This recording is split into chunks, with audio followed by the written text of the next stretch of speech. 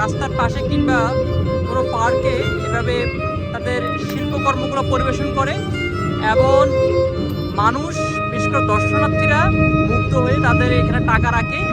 আমি যদি একটু দেখাই তাহলে দেখবেন এখানে কিন্তু টাকা রাখা হয়েছে এবং সবাই কিন্তু এখানে টাকা রাখে।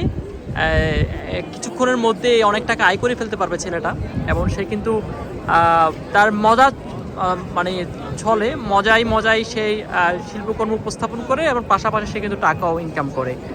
অর্থাৎ একটা জিনিস জানলে আপনি জার্মানিতে যে বেঁচে থাকতে পারবেন সেই জায়গাটা এখানে অনেক বেশি স্পষ্ট। এবং আজকে যে স্যাটারডেতে এবং বিশেষ করে আজকে জামস্টাগ জার্মানিতে যেটা আমরা বলি, এবং এখানে কিন্তু এই যে ফ্র্যাঙ্কফুর্টের সেন্ট্রাল যে সিটি সেন্টার সিটি সেন্টারে এই ধরনের পরিবেশনা বলে দেয় যে আসলে শিল্প সংস্কৃতি কিংবা